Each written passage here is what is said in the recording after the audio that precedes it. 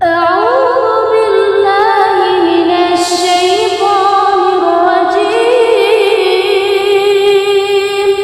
بسم الله الرحمن الرحيم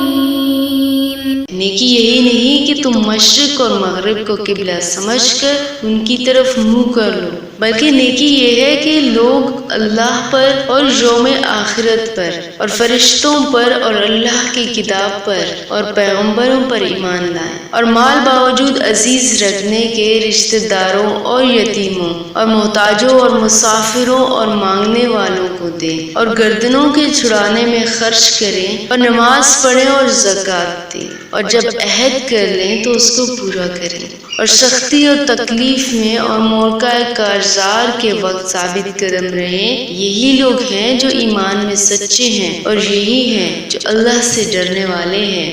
قال رب اشرح لي صدري ويسر لي أمري واحلل عقدة من